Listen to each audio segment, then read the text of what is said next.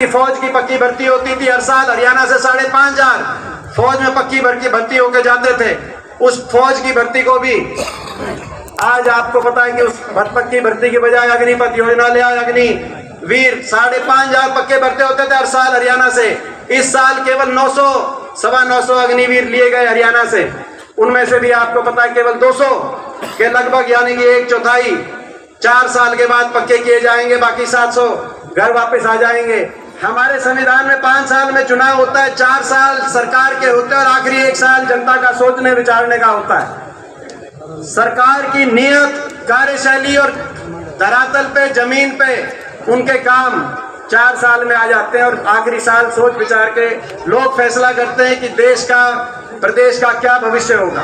भारत सरकार के आंकड़े बताते हैं, मोदी सरकार के, कि आज हरियाणा नंबर 1 बेरोजगारी में।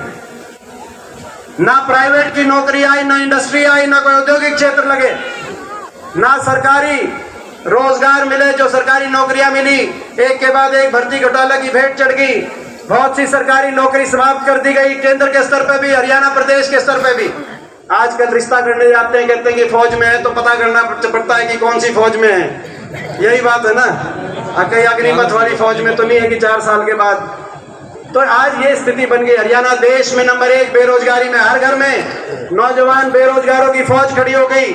75 पार का नारा हरियाणा के मतदाताओं को नहीं सुहा रहा था। 14 मंत्री उतरे उस सरकार के।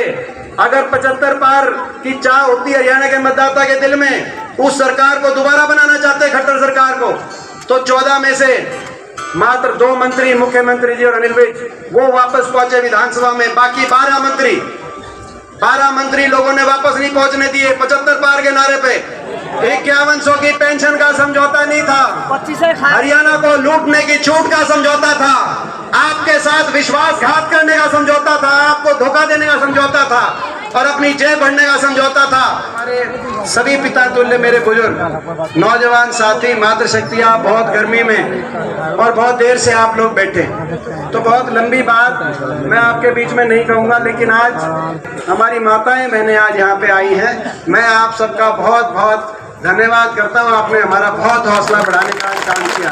आज हमारा बहुत हौसला बढ़ा है और मैं सभी जिन लोगों ने आज के कार्यक्रम को सफल करने में अपना, सबने जो मेहनत करी है, मैं सबको बधाई देता हूं। अपने भाई जस्सी को, इन्होंने जो कार्यक्रम को लेने के लिए सबसे पहले आगे आए और इन्होंने दिन रात मेहनत करी, तो जस्सी को मैं बहुत बहुत बधाई देता हूं कि आज आपने इतनी मेहनत करी। पूरे गाँव सिसाई को, हमारे भाई बलजीत जी जो यहाँ से प्रत्याशी रहे हमारे, और पूरा गाँव सिसाई, आप लोगों ने आज यहाँ पे छत्तीस बिरादरी ने जो आज आशीर्वाद दिया है। और ये गांव, सिसाई गांव, मैं 3 बातें करूंगा। पहले सिसाई गांव की और फिर अपनी जो है हमारे प्रदेश की राजनीति की और आगे की लड़ाई की। सिसाई गांव का हमेशा पूरा आशीर्वाद रहा और बहुत सिसाई गांव से मैं समझता हूँ एक बहुत अपनापन रहा। हमारे परिवार के साथ भी 1963 में जब दादाजी सिंचाई मंत्री थे पंजाब में, पंजाब एक जॉइंट पंजाब था, उस समय ये सिंचाई मेजर का जो माइनर निकला था, उस समय वो नाइम माइनर उनकी कलम से उस समय निकला। और 52 से 62 तक जब लोकसभा के सांसद थे, तो उस समय ये इलाका रोहतक लोकसभा में आता था। जब चौधरी रणबीर सिंह जी लोकसभा के, तो यहाँ से लोकसभा के सदस्य के रूप में उनको प्रतिनिधित्व करने का मौका मिला 1952 से 62 में। और 63 के अंदर जैसे ही वो मंत्री बने पंजाब में, तो पहला माइनर यहाँ पे जो मैं समझता हूँ आज तक जो गाँव के अंदर पानी आता। और उसके बाद जो अपनी सरकार आई, तो मैं गांव में आया था, तो आपने कहा था, गांव वासियों ने कहा था कि भाई माइनर तो जो है सिंचाई के पानी का तो इंतजाम करके गए थे, लेकिन पीने के पानी की डिग्गी डिपेंडेंट आपको बनवानी है। और मुझे अपनेपन की बात होती है। हमारे यहाँ से दोनों जब सरकार बनी, यहाँ से विधायक चुन के हमारी कांग्रेस पार्टी का नहीं आया था, लेकिन अपनेपन में उससे कमी नहीं होती, अपना अपना ही होता है। आपने जब कहा तो मुझे याद है कि आपने ये कहा, मैंने कहा भाई अगर वो सिंचाई का पानी का दादाजी का आपने कह दिया, तो अब तो कुछ भी करना पड़े, पीने के पानी की डिग्गी तो भाई मेरी जिम्मेदारी, मैं बनवाऊंगा। तो पीने के पानी की डिग्गी की बात हो, आपने, मुझे याद है उस समय चाहे डाटा तक की सड़क की बात हो, चाहे मॉडल, पूरे जिले के अंदर एक मॉडल स्कूल बनना था पूरे हिसार जिले के अंदर, तो हुड्डा साहब की कलम से जब वो एक मॉडल स्कूल बनने का नाम आया तो सिसाई गांव का नाम आया, चाहे स्टेडियम की बात हो, और इसमें भी कोई दो राय नहीं। जो पिछला चुनाव था कांग्रेस के प्रत्याशी की हालात ठीक नहीं थी पिछले लोकसभा चुनाव में, लेकिन लोकसभा चुनाव की बात कर रहा हूँ। लेकिन लोकसभा चुनाव में पूरे लोकसभा क्षेत्र में एक गांव में हुड्डा साहब का कार्यक्रम रखवाया गया, एक गांव में, और वो सिसाई गांव में रखवाया गया। और ये एक गांव था जहां से जो है पूरे हलके में ये एक गांव था जहां से कांग्रेस पार्टी के प्रत्याशी लोकसभा में जो बीजेपी में जा लिए, वो जो लोकसभा के प्रत्याशी थे, मुझे पता है कि बहुत लोगों का वो पहले से उनके बारे में सारी बात पता थी, जिताने का भी जी नहीं करता था, लेकिन गांव से आपने जिताने का काम किया इस गांव से, तो मैं धन्यवाद करना चाहता हूँ सिसाई गांव का बहुत बहुत। और फिर उसके बाद जब टिकट की बारी आई विधानसभा में, परिस्थितियां बनती हैं। आज हम ऐसे समय में आप और हम यहाँ बैठे हैं। अब मैं प्रदेश के बारे में दो बात आपसे कहना चाहता हूँ। ऐसे समय में बैठे हैं जब चुनाव का डंका बज चुका है। डंका कब बजता है? लोकसभा का चुनाव 1 साल के बाद निर्धारित है। हमारे संविधान में 5 साल में चुनाव होता है, 4 साल सरकार के होते हैं और आखिरी 1 साल जनता का सोचने विचारने का होता है। सरकार की नियत, कार्यशैली और धरातल पे, जमीन पे उनके काम 4 साल में आ जाते हैं और आखिरी साल सोच विचार के लोग फैसला करते हैं कि देश का, प्रदेश का क्या भविष्य होगा। आज डंका बज चुका है। लोकसभा के चुनाव में तो 11 महीने रह गए और ये हिसाब लगाया जा रहा है कि शायद इस बार लोकसभा के साथ विधानसभा चुनाव भी हो, क्योंकि पीछे जब अमित शाह आए, केंद्रीय गृह मंत्री, भाजपा के 2 दिन के हरियाणा के दौरे पे, पहला दिन तो उनका प्रोग्राम रद्द हो गया। गोहाना में रैली थी, आपको याद होगा, उस रैली में ज्यादा आदमी नहीं पहुंचे। जब ज्यादा लोग उस रैली में नहीं आए तो बीजेपी ने कहा कि भाई मैं ज्यादा सर्दी थी फरवरी के महीने में, ज्यादा हो गया इसीलिए मौसम खराब की वजह से। मगर दूसरे दिन जब वो हरियाणा का उन्होंने सारा भ्रमण किया तो जाते जाते कह गए कि बीजेपी कार्यकर्ता हो तैयार रहो, इस बार लोकसभा के साथ विधानसभा कराने पड़ सकते हैं। इसका अर्थ ये है कि वो समझ गए कि ये जो भाजपा की सरकार है, हरियाणा में खट्टर सरकार, इसके पंजे उखड़ चुके हैं और जो विधायक इस सरकार में हैं, बीजेपी के हो या जेजेपी के हो या निर्दलीय हो, ये किसी तरीके से लोकसभा तक तो डट जाएंगे, मगर लोकसभा चुनाव के बाद इनको डांटना मुश्किल हो जाएगा। तो बोला लोकसभा के साथ कह के गए। खैर, कहने का मतलब है 1 साल में चुनाव। आपके सामने इस सरकार की क्या कार्यशैली रही मुझे बताने की जरूरत नहीं है, आप भुगत भोगी हो। 2014 से पहले जो हरियाणा देश में विकास दर में नंबर 1 था, प्रति व्यक्ति निवेश में, प्रति व्यक्ति आय में हम नंबर 1 पे माने जाते थे। हरियाणा के भाईचारे का मिसाल दिया जाता था, भाईचारे में देश में हरियाणा का जिक्र था। खुशहाली में देश में हरियाणा की बात थी। गरीब की कल्याणकारी योजनाओं में देश में हम नंबर 1 माने जाते थे। किसान के हितकारी फैसलों में, चाहे किसान के 1600 करोड़ के कर्जे की, बिजली के बिलों के कर्जे की माफी की बात हो जो कांग्रेस की सरकार में हुड्डा साहब के समय हुए, चाहे 2200 करोड़ के कोऑपरेटिव के कर्जे की बात हो, गरीब के चाहे 100 गज के प्लॉट की बात हो, चाहे मकान की बात हो, चाहे बड़े बुजुर्गों की पेंशन हो, चाहे खिलाड़ियों के सम्मान की बात हो। देश में हरियाणा का नाम था कि खिलाड़ियों के लिए अगर सम्मान कहीं है तो हरियाणा के अंदर है। और 10 साल अमन, चैन, क्षम, शांति, आपस में भाईचारा, खुशहाली की तरफ हरियाणा बढ़ा।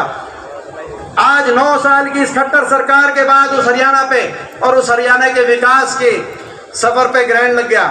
विकास की पटरी से उतर के 19वें नंबर पे पहुंच गए विकास दर में। नंबर 1 पे अगर आज हरियाणा पहुंचा है देश में, तो बेरोजगारी में आज भारत सरकार के आंकड़े बताते हैं, मोदी सरकार के, कि आज हरियाणा नंबर 1 बेरोजगारी में। ना प्राइवेट की नौकरी आई, ना इंडस्ट्री आई, ना कोई औद्योगिक क्षेत्र लगे, ना सरकारी रोजगार मिले। जो सरकारी नौकरियां मिली, एक के बाद एक भर्ती घोटाला की भेंट चढ़ गई। बहुत सी सरकारी नौकरी समाप्त कर दी गई, केंद्र के स्तर पे भी, हरियाणा प्रदेश के स्तर पे भी। रेलवे, एयरपोर्ट, पोर्ट, हर चीज की का प्राइवेटाइजेशन, बड़े उद्योगपति घरानों के हवाले करके देश की संपत्ति, उस रास्ते पे चल पड़ी सरकार। यहाँ तक कि फौज की पक्की भर्ती होती थी हर साल, हरियाणा से 5,500 फौज में पक्की भर्ती होकर जाते थे। उस फौज की भर्ती को भी आज आपको पता है कि उस पक्की भर्ती की बजाय अग्निपथ योजना ले आए, अग्निवीर 5,500 पक्के भर्ती होते थे हर साल हरियाणा से। इस साल केवल 900, 925 अग्निवीर लिए गए हरियाणा से। उनमें से भी आपको पता है केवल 200 के लगभग, यानी कि 1/4 4 साल के बाद पक्के किए जाएंगे, बाकी 700 घर वापस आ जाएंगे। आजकल रिश्ता करने जाते हैं, कहते हैं कि फौज में है, तो पता करना पड़ता है कि कौन सी फौज में है। यही बात है ना, कहीं अग्निपथ वाली फौज में तो नहीं है कि 4 साल के बाद। तो आज ये स्थिति बन गई। हरियाणा देश में नंबर 1 बेरोजगारी में, हर घर में नौजवान बेरोजगारों की फौज खड़ी हो गई। बच्चे अपने परिवार पे कि जी बाहर भेजो, वो भी एक से एक। यहाँ जींद में मैं देख रहा था 1 से 100 से ज्यादा सेंटर बन गए जींद में। 5-7 साल पहले एक भी सेंटर नहीं था बाहर भेजने के लिए, 100 से ज्यादा सेंटर बन गए जींद में, हिसार में, कैथल में, रोहतक में, हर जगह बाहर जाने की तरफ। क्योंकि यहाँ पे रोजगार दिखता नहीं कि भाई जमीन बेचनी पड़े, कुछ करनी पड़े, बाहर का रास्ता, और उसमें धोखा मिलता है वहां जाकर। मैं अपने नौजवान साथियों से कहना चाहता हूँ, ये खट्टर सरकार सदा के लिए नहीं है। आप विश्वास करो और धैर्य रखो, 1 साल की बात बाकी है। ऐसी सरकार, खट्टर सरकार जिसने हरियाणा का ऐसा भट्टा बिठा दिया, ये सरकार जाएगी, आपकी सरकार आएगी, हरियाणा में नौजवानों की सरकार आएगी, हरियाणा के विकास के रास्ते में लेके जाने की सरकार आएगी। आपके भविष्य के लिए हम लड़ाई लड़ रहे हैं। चाहे बेरोजगारी में नंबर 1 बन गया हरियाणा, महंगाई में आज देश में नाम आ गया। 400 रुपए का सिलेंडर होता था, आज सिलेंडर की कीमत 1100 रुपए, और 50 रुपए भी होली पे और बढ़ाए हैं 1200 जितने आज आपके सामने डीजल, पेट्रोल, रसोई गैस का सिलेंडर। अपराध में हरियाणा देश में आगे आ गया, और भ्रष्टाचार में हरियाणा का देश में नाम हो गया। ऐसी सरकार जो भ्रष्टाचार के समझौते पे बनी हो। लोग नहीं चाहते थे इस खट्टर सरकार को दोबारा बनाना हरियाणा में। आपको याद होगा लोकसभा चुनाव में बीजेपी की 10 की 10 सीट आई थी 2019 में, 10 की 10 सीट आई थी। 80 सीटों पे बीजेपी की लीड आई। बीजेपी ने नारा दिया विधानसभा चुनाव में, उसके बाद 75 पार का खट्टर साहब ने नारा दिया। 75 पार का दिया था कि नहीं दिया था 75 पार का नारा? लेकिन 75 पार का नारा था, टीवी 85 पार दिखा रहा था सर्वे, लेकिन हरियाणा का मतदाता नहीं चाह रहा था। 75 पार का नारा हरियाणा के मतदाता को नहीं सुहा रहा था। 14 मंत्री उतरे उस सरकार के। अगर 75 पार की चाह होती हरियाणा के मतदाता के दिल में, उस सरकार को दोबारा बनाना चाहते खट्टर सरकार को, तो 14 में से मात्र 2 मंत्री, मुख्यमंत्री जी और अनिल विज, वो वापस पहुंचे विधानसभा में। बाकी 12 मंत्री लोगों ने वापस नहीं पहुंचने दिए। 75 पार के नारे पे लोगों ने कहा कि भाई हमको भाई 75 पार देखी जाएगी, लेकिन ये मंत्री वापस नहीं पहुंचना चाहिए। रोहतक से मनीष ग्रोवर आ रहे, तो बादली से जो आज बीजेपी के प्रदेश अध्यक्ष हैं, कल उनका बयान आ रहा था, ओम प्रकाश धनखड़ जी, वो बादली से आ रहे। कृष्ण पवार इसराना से हारे, तो रामविलास जी महेंद्रगढ़ से हारे। कविता जैन सोनीपत से हारी, तो नारनौल से कप्तान अभिमन्यु हारे। जो सरकार, अगर सरकार की अच्छी कार्यशैली होती, लोग दोबारा बिठाना चाहते चंडीगढ़ के सिंहासन पे, तो कम से कम आधे मंत्रियों तो वापस जीत के जाना चाहिए था। लोगों ने साफ कर दिया। और बीजेपी के 75 पार की नारे की हवा निकाल दी। 40 पे सुई अटक गई, बराबर का कांग्रेस और बीजेपी की लग कशमकश चली। थोड़ी बहुत बीजेपी की सीट ज्यादा आई, लेकिन इस बीच एक और काम बना। एक कहता था 75 पार, और दूसरा कहता था बीजेपी को करो जमुना पार। कौन क्या करता जमुना पार? क्या करता कि नहीं क्या करता? खट्टर साहब कहते थे 75 पार बीजेपी का नारा था, और दुष्यंत चौटाला क्या करते थे, जेजेपी वाले क्या करते थे, बीजेपी को करेंगे जमुना पार। एक कहता था 75 पार, दूसरा कहता था बीजेपी को करो जमुना पार। इलेक्शन का नतीजा निकलते ही दोनों बन गए जमा पक्के यार, और चंडीगढ़ में बना दी भ्रष्ट सरकार, और जनता कर रही है हाहाकार। 2 बातें कही थी उन्होंने, 2 बातें, कि बीजेपी को करेंगे जमुना पार और 5100 बुढ़ापा पेंशन। मुझे आज भी याद है वो दिन जब नतीजा आया, जेजेपी ने कहा प्रेस कॉन्फ्रेंस करके कि भाई हमारी कंडीशन है 5100 पेंशन जो देगा। पहली बात तो भूल गए कि बीजेपी को करो जमुना पार। दूसरी बात क्या, भाई 5100 पेंशन देगा, उसके साथ हम समझौता करेंगे, कांग्रेस देगी या बीजेपी देगी। तुरंत 31 विधायकों ने बैठ के, उड़ा साहब ने हम लोगों ने 4 बजे उनकी प्रेस कॉन्फ्रेंस थी, 5 बजे हमने प्रेस कॉन्फ्रेंस करी दिल्ली में कि भाई पेंशन भी देंगे, क्योंकि कांग्रेस के घोषणा पत्र, आपसे पहले कांग्रेस के घोषणा पत्र में है 5100 पेंशन। और हम 1 नवंबर तो हमने तारीख भी तय करी कि 1 नवंबर 2019 यानी कि 4 साल पहले शुरू हो जाती। हमने कहा भाई हमारे साथ आओ, लोगों ने इस सरकार को हराने के लिए मत दिया है, हमारे साथ आओ, 5100 पेंशन भी देंगे, और भी कोई बात होगी पूरा आपको मान सम्मान भी देंगे, हमारे साथ पेंशन, हमारे साथ आओ। उचाना में लोगों से पूछा, दुष्यंत चौटाला ने क्या करना चाहिए, लोगों ने सबने कहा कि भाई कुछ भी करना, लेकिन बीजेपी का साथ नहीं देना। मैं गलत तो नहीं कह रहा, ये कहा था कि नहीं कहा, तो मैं कहना चाहता हूं, बोला कुछ भी करना, बीजेपी का साथ ना देना। उचाना से गाड़ी चली जींद तक, रोहतक तक, बहादुरगढ़ दिल्ली बॉर्डर तक गाड़ी ठीक रास्ते पे चल रही थी। दिल्ली में बढ़ते ही दिल्ली की टेढ़ी मेढ़ी सड़कें, नांगलोई, नजफगढ़, पंजाबी बाग, दिल्ली की टेढ़ी मेढ़ी सड़कों पे थलसती गाड़ी अमित भाई शाह के बढ़ने के आगे रुकी कि नहीं रुकी, और वहां जाके भीतर चले गए। बाद में जाके बाहर कहा समझौता हो गया, 5100 की पेंशन पे समझौता हो गया, 75% रिजर्वेशन पे समझौता हो गया। एक तरफ भारत देश के गृह मंत्री खड़े थे, एक तरफ मुख्यमंत्री खट्टर साहब खड़े थे, जिनको उस समय लोगों ने हरा दिया था, लेकिन उस समय समझौते के बाद दोबारा भावी मुख्यमंत्री बन गए। इससे ज्यादा कोई बड़ी संवैधानिक पदों पे कोई नहीं हो सकता। उनके बीच में खड़े होकर कहा समझौता हो गया 5100 पेंशन का।